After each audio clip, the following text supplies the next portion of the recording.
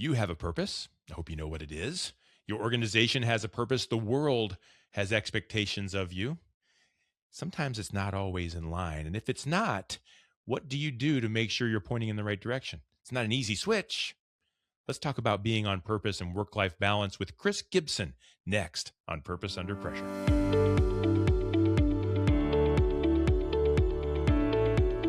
Welcome back. My name's Bryan, and this is Purpose Under Pressure. It's a podcast about developing sales and leadership success on purpose and under pressure. It's brought to you by the professional sales and leadership training team at Sandler by the Ruby Group. You'll find them in Akron and Columbus, Ohio. They're in Jacksonville, Florida. They're in Capital Region, New York. They do their work from there with businesses and organizations all across this great land, and they do it on purpose so that you and your team can represent your team and yourself that way. We all have a purpose. We all have a reason. We all have something we're trying to do. So do our organizations.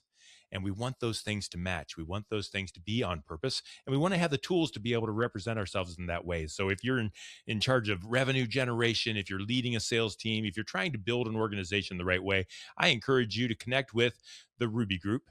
And you can do so online at therubygroup.sandler.com. The Ruby Group, where sales, leadership, and purpose come together. So the pressure is on. Let's get cooking. We talk about purpose. Well, what is purpose and whose purpose are we talking about? Your purpose? Your company's purpose? I don't know that those two always perfectly align, do they? Even when you're the owner of the company, does your personal purpose align with your organization's purpose? I hope so. But things happen, don't they? And likely not that all of the entire team and the organization are all perfectly in line. So where do we take a stand and how do we fight the battles worth fighting? How do we know what purpose and how hard to fight for it? They do evolve, and they do evolve over lifetime. And we're going to talk about all those good questions, and we're going to do it with Chris Gibson. He's the vice president and general manager with Bil-Jax, and he's our guest today on Purpose Under Pressure. Chris, welcome to the show. Hey, good to be here, Bryan. I'm really glad you're here. Chris, can you tell us a little bit about Bil-Jax and the things that Bil-Jax does so that we can get an idea of who you work for and who you represent and what Bil-Jax is all about? Well, it won't be as good as the introduction you had with the Ruby Group. That was amazing. But because that was all scripted. That's right. You're live on Under Pressure. So talk about under pressure. So Bil-Jax is, I think it's about a 78-year-old company at this point in time. US-based manufacturer of scaffolding products and event staging. So we like to say our products are what makes events happen and make construction sites safe and effective, really, for the construction teams that are using scaffolding at height. And working for 78 years, you've been doing this. Bil-Jax has been doing the same type of work for that long?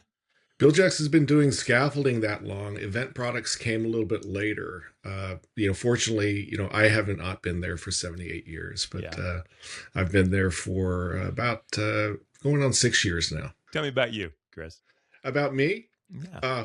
Jesus, I've been with Bil-Jax for 6 years, but I've been in the construction industry in one form or another, whether it's been consulting work or it's been manufacturing within a manufacturing organization running new product development, or it's been with a smaller company doing a turnaround of a business that may be struggling in the organization and has run adrift and needs new leadership in order to put it on a different path of growth.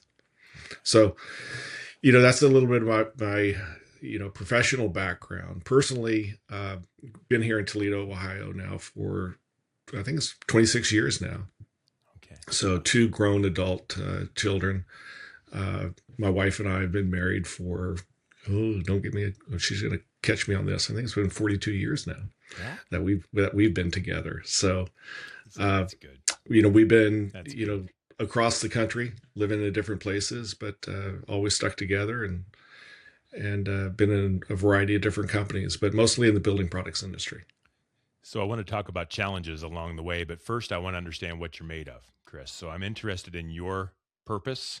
We're going to talk a little bit about how that affects the company and the organization and even the family along the way, I think. But what makes you tick and why are you walking this great planet? So good question. I think years ago, during my career, I've been, really I guess some people might call it A-type personality in trying to drive more growth, drive more results inside the organizations, and also personally reaching certain goals. Uh, but it was really after a period of time, I think, when I learned that, going after certain, extrinsic values in life just wasn't getting there. Something was missing. So I really sat down and had a gut check, I guess, in life as well as in business, to sit down and say, what am I trying to do? What is my real purpose here? And it really boiled down to serving others, whether it's serving others in the community, serving others in business, serving others in sales, serving others customers. But it really boiled down to, what can I do in life and in work where there's a consistent theme across both elements. And people think about work-life balance, and I think you don't really have to have a work-life balance if your work and your life are connected. Yeah, I And agree. if they're connected in terms of the core values that you hold dear, then you're fortunate enough if you can use those values and the talents and gifts that you have in your profession. So I'm fortunate in that. I found that probably later in life as opposed to earlier in life, but it's guided a lot of my actions that I've had in both my personal and professional life. So likely somewhere along the line, for you to know that something was missing, that those things you were chasing weren't cutting it, it's likely Mhm. that you were on purpose, but operating in a way that perhaps wasn't part of that. How were you able to know? Yeah. What kind of examples can you give me of how you figured out that this just wasn't working for you and you had to try at least a Hmm. different methodology? I think for everybody it could be a little bit different, but you look around, you go, boy, I mean, something's just missing. Okay, you're succeeding in your work life, or you're finding good opportunities, and you're making pretty good money, and you're Hmm. doing all the tangible things that people will say, boy, that person's really successful. But inside, they may be gut wrenching and not really happy and feeling fulfilled with what they're doing in life. So that was really a connection for me, is to step back, and it was really a pivotal moment in my life. There wasn't some aha moment or anything like that, but there was a pivotal moment in my life that said, something's not right here. All right, for some reason, I don't feel completely 100% in terms of what I'm doing, at home and at work. And there's tension between those two. And you know, that's really what kind of centered me. I had to get centered in something that was more meaningful, as opposed to chasing something that the world tells you to chase, as opposed to getting connected with what's really important and then staying centered on that. Because I mean, the world, from my point of view at least, is that, from a very early age, you know, the world will tell you what's important, Hmm. or try to, It will try and, to. tell you things that are really critical about, you got to have success here, you got to have success there, you got to own this, you got to own that, and it can really, lead you astray down a path. And in that path, I was definitely pursuing until I, really had like I said, a gut check that I had to sit down and say, that's not success. Uh, and that's when I sat down and said, okay, what are your principles? What are your priorities? What are your values? And it was really a builder friend of mine who really kind of started talking that way. And I said, really probably ought to sit down and write my own, you talk about mission statements for Hmm. work and businesses. I said, probably ought to sit down and write my own, about what's really important for me. That's going to kind of guide me throughout, my life and my career. So that's really what I, centered around, how do I provide value to other people? Yeah. How can I be of service to other people? Uh, and that's really, focused a lot of what I do. So I'm interested, and maybe I push back a little bit just for sake of conversation. I'm Sure. 59 years old. I'm looking at you. I don't know you other than how we've met. I'm assuming that you're somewhere near that as far as age goes. You don't have to. You can just nod your head. Yeah, you're close, Bryan. That's fine with me. But I'm interested. How long ago did this gut check happen? And then I have a follow up question for that. How many years ago was that? It was about 20 years ago. 20 years ago. Okay. Yeah, about 20 years ago. Okay. So because I was wondering, I was going to say that maybe it's easy for older folks because I had my gut check probably about 15 years ago where I realized, Hmm. look, what the road you're on isn't the road you need to be on. And I Yeah. did something different. And then I had an even better gut check about 3 or 4 years ago where I said, okay, let's switch it again a little bit. Let's tweak it a little bit more. But I worry sometimes about, that world. If you don't try hard to keep up with it and you don't try hard to build something in the first place when you're young, you can get left behind. Is it easier for older folks like us to say, there's more important things than that? Or should there be a way that a younger person can grab hold of that now while they're trying to build their career? Are we asking too much of them to try to see deeper when they just can't see with perspective? I think it's probably a uniquely individual Hmm. thing. I mean, each person's going to approach life a little bit differently. I've known people, who were a lot younger than me who got it a lot earlier and was Okay. able to prioritize their time, was able to put their values ahead of, short-term gains, for company benefit or for that may have, benefited them financially, but something in their life happened at an early age, whether it was a loss of a loved one, loss of a parent, and they just had that time to sit back and say, wait a minute, what am I really doing? And and I know, like, for my kids and others, I mean, we talk about, there's a phrase, live light, live large. And it's experience based. It's having experiences as opposed to accumulating things.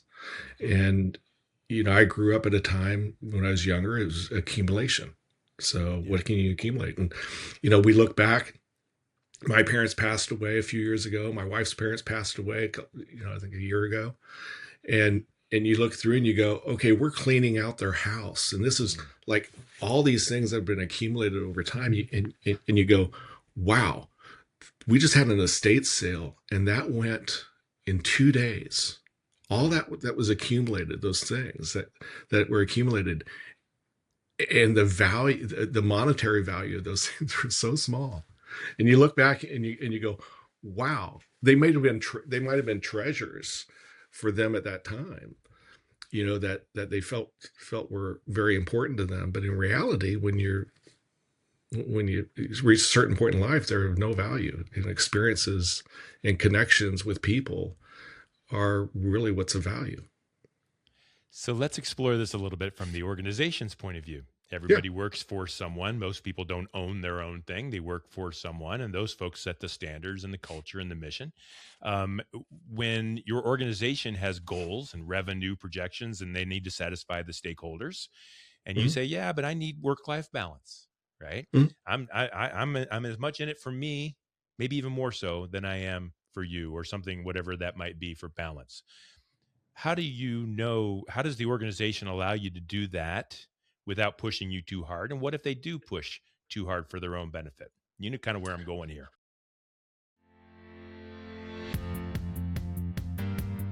Everyone in the organization needs to know how to sell.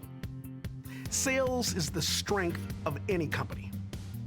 Whether or not you're in marketing, operations, or even finance, everyone has a strong shared accountability towards driving top-line revenue. Whether or not you're client-facing or talking over the phone, you're able to build a stronger level of rapport with the clients. Everyone in the organization shares that responsibility to know how to sell.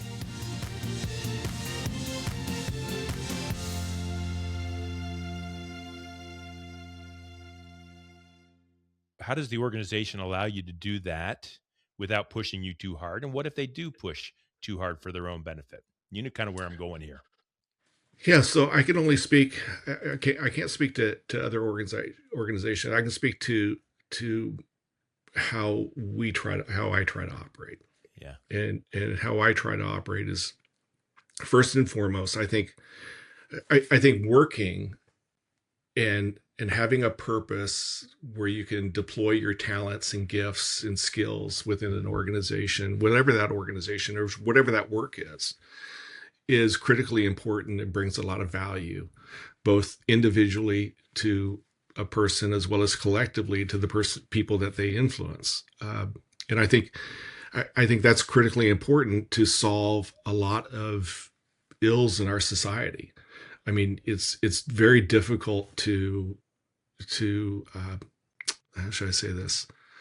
I think it's very difficult to have some basic level of sustenance and have hope and be able to pay your bills and put your kid through college and have some basic needs met, those basic needs met, and then other needs met without having a good career or good job. That's right. Okay.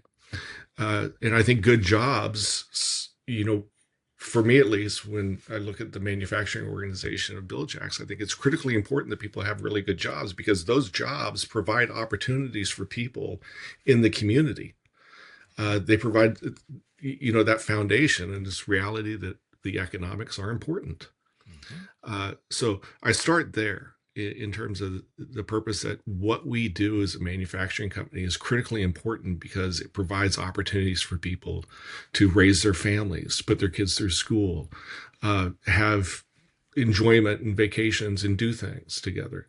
And without those basic elements, people can lose hope. I mean, they can lose hope. They can turn to other things that are detrimental, I think personally to themselves as well as collectively to the community. So that's where I start in terms of, the importance of deploying your talents and gifts in a way that bring value to yourself as well as to others. So within the organizational environment, it's really important to connect people and help people connect and use their talents and gifts in ways that bring value to the organization as well as themselves. And I think that's important for them to have enjoyment in their work when you're doing things where you're naturally gifted and talented, as opposed to trying to do things that you're not talented or gifted at, and trying to do something different in an organization. So we work hard in terms of trying to identify from an individual level where people's talents are, and to provide them opportunities to use those talents and gifts to grow in the organization. Now, from a management point of view, I kind of look at it from the standpoint. I tell my people, I said, look, we're not clock watching people here. Okay. Mm-hmm. If you got a dental appointment, go to a dental appointment. Mm-hmm. If you got to go to a doctor, you don't fill out a lot of paperwork. Okay. We all work at different times. We might be traveling as salespeople and having been on the road a lot of times. I'm like, you're away from your family a lot when you're in sales. And that takes a lot out of people. Okay. You're on the road, you're working at 8:00 at night, you're getting into a hotel late, and you're following up with customers at night. These aren't 40-hour week jobs. That's right. So you might get back on a Friday and say, I'm burnt. I'm taking some time. Yeah. So I think it's important just to be flexible with people in that way, and to expect to trust that people are going to do the right thing inside the organization. And it's important for us, for me at least, to set those guidelines within the organization and say, we operate within these guidelines. We all know what our purpose is, as an organization, what we're trying to do as an organization. And I trust that we're going to work together to get there. Mm-hmm. We have obviously processes set up to manage that and make sure that we're course correcting where we need to.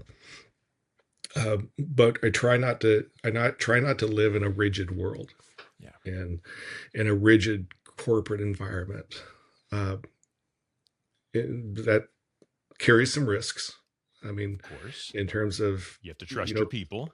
You got to trust your people. I mean, you show up as adults, and we expect to operate as adults, and we have to have trust in one another and lean on each other when we need to. So,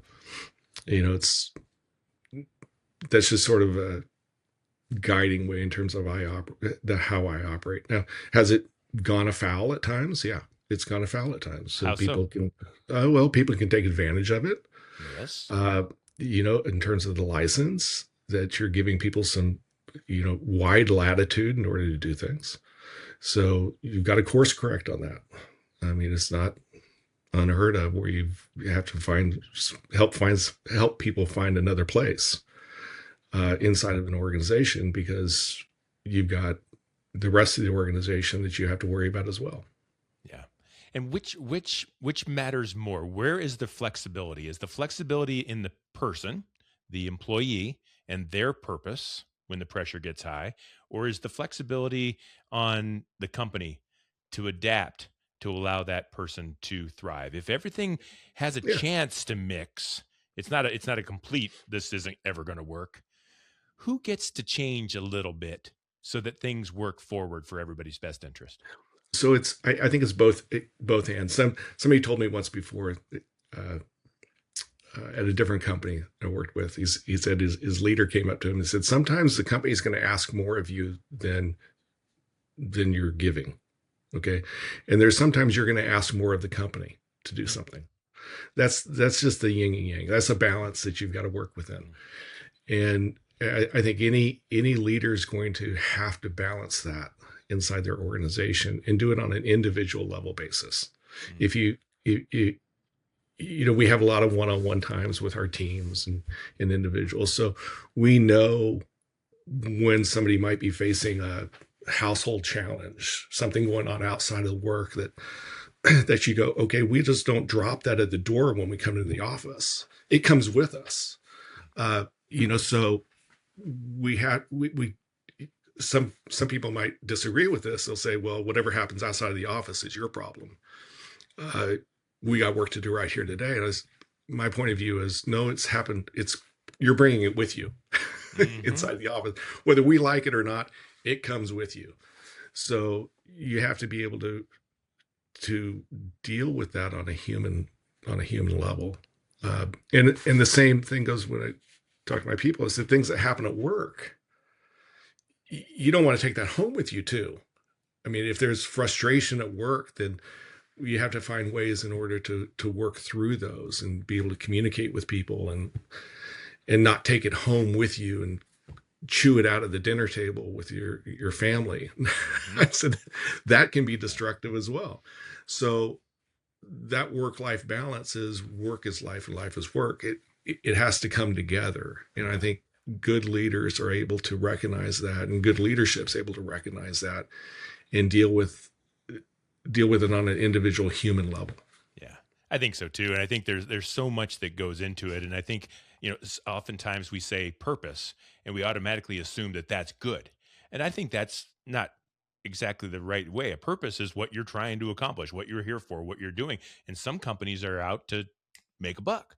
And I think as long as they know it and they let everybody know it, then maybe they get those types of people. But I think if a true purpose-driven, good purpose-driven, helping people company and good purpose-driven employees, managers come together, even though those purposes might be a little bit different, we can make that work. I think as we wrap up here, Chris, if you don't mind helping me to understand and helping our listeners and watchers, viewers to understand, if they're in a situation where they're not totally in line, their purpose, they're feeling that in their gut, right? The way you and I both did. Something's not right. However, it's a career. They're trying to reach the pension date, or there's a lot of unrest that would come with just up and leaving and changing. How can you grow more in purpose with your organization? And how do you know when it's just not possible and you've got to find a way to get out and move? Mm-hmm. So that's a really good question, because I've wrestled with that in my own career when I've been in a place that I'm like, oh my gosh, this is just almost destroying. I just can't do this anymore. Right? It's really, really hard to get to that point, and you make a transition. either the transition is going to be forced upon you, because you're not a good fit for the organization, or you're going to choose to move on to a different organization. That's always a difficult choice, because you sit back and you think about it, you go, well, not everybody has that privilege and opportunity to just say, well, I'm miserable in this job. That's right. Can't work, but I don't have anything else to go to. I can't just quit tomorrow. Right? I just can't quit tomorrow. Yeah. I've got a mortgage. I've got kids. I've got college expenses. Yeah. So that's always a tough choice, because you still want to be able to keep your values within the organization.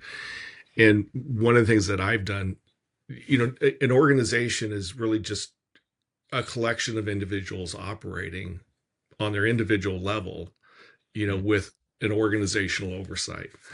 Interesting. So it's a matter also of staying connected and networked within the organization. There's times when I have felt within an organization very isolated. Okay. But you got to be able to network within the organization and find people within that organization that you can confide in and be supportive, and they'll support you and work with you to try to get you into a better position within the organization. Because an organization, different departments will operate differently. Different leaders in an organization will operate differently. And you might be a better fit in one of those different locations. And you might be a better fit in some of those other areas. So, so being able to network within the organization and search elsewhere. But it's also important, I think, doing a little self-reflection. All right. And I've done this myself in terms of, how should I say this? I may have been bringing something to the organization that was solely on me. Okay. And I wasn't really reading the organization in a way that I should have. Okay. So I may have put that on myself, right? Because I may have had certain expectations of the organization that were unfounded.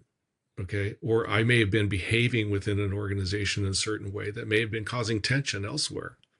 So you really got to step back and go, wait a minute, is this me or is this the organization? And is there something that I need to do some self-reflecting on to change myself, my own behavior within the organization? Because, I might be the one causing this. Not always easy. And believe me, I've been there before. Yeah. I've been there before when I've looked back and I said, I could probably handle this a little differently. And I might have been the problem. Yeah. I'm causing my own issues. Yep. I might have been causing my own issues.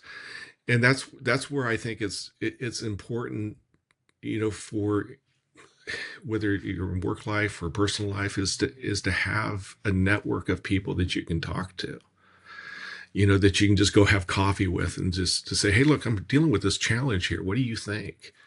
And just get some different perspectives, because sometimes we can live in our own head and everything works beautifully in our own head. But the stories we tell ourselves are extremely interesting, aren't they?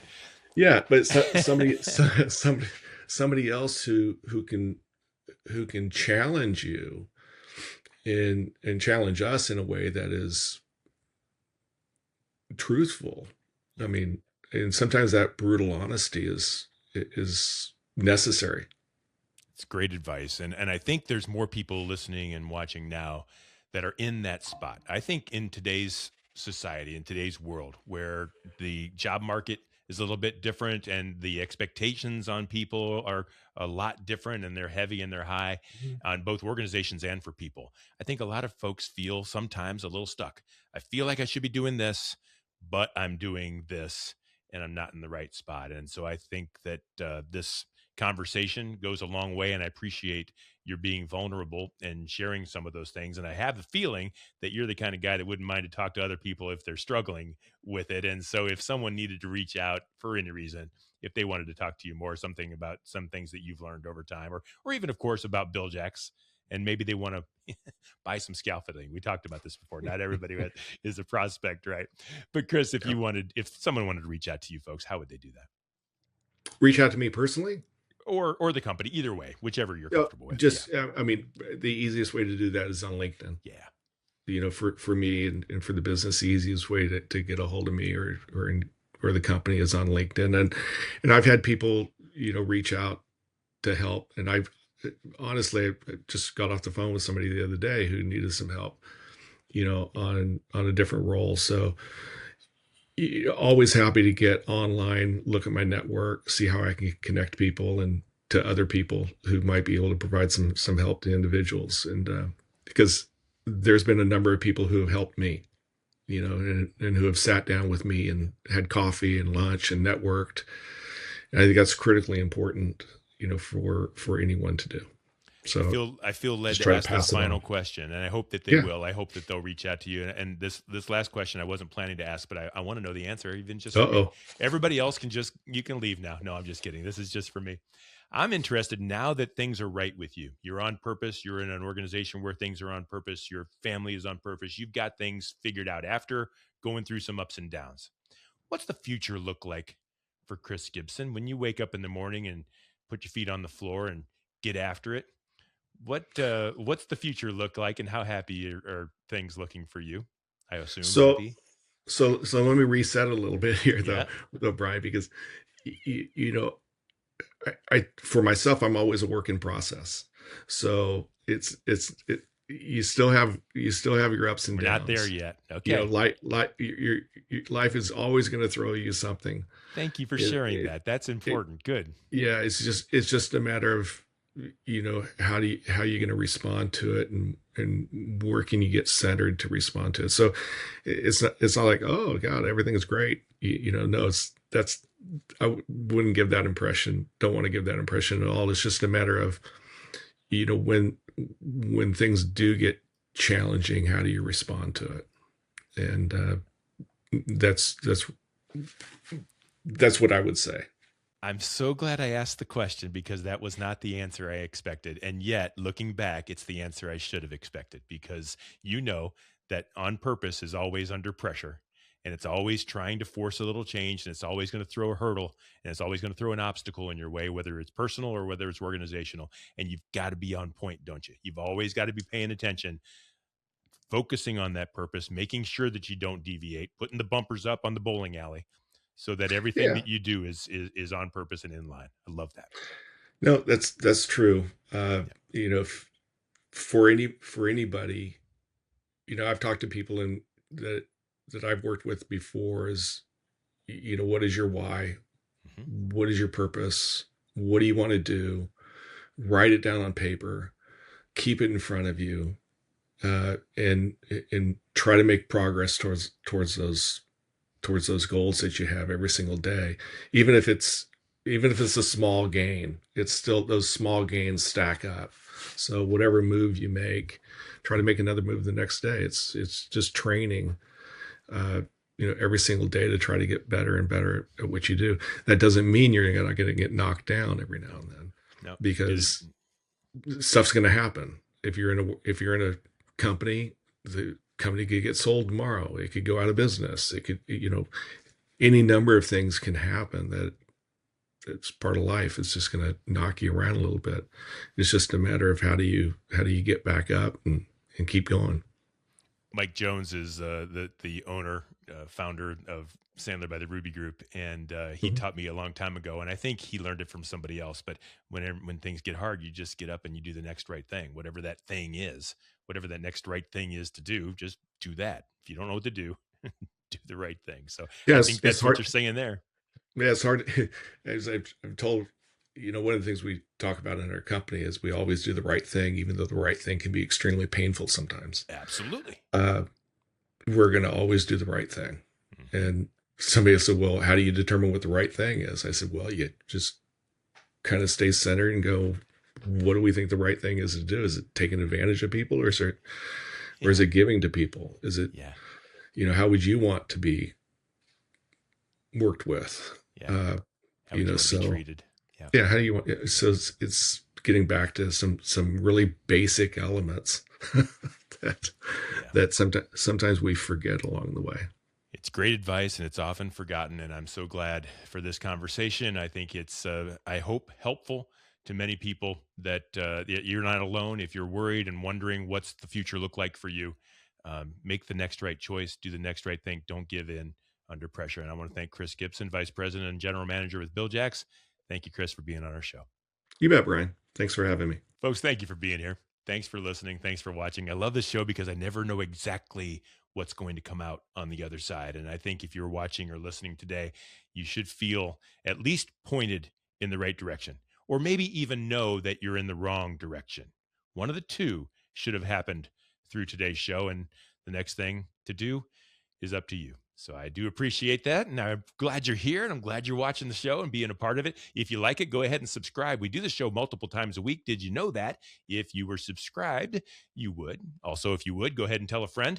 That way they can be on purpose too. You'll find all past episodes of Purpose Under Pressure at bryanmediastrategies.com/podcast and wherever you stream your favorite shows. It's brought to you by the Ruby Group, where sales, leadership, and purpose come together. And until next time, no matter how high that pressure gets, and it will get high, do yourself a favor, stay grounded, stay on purpose.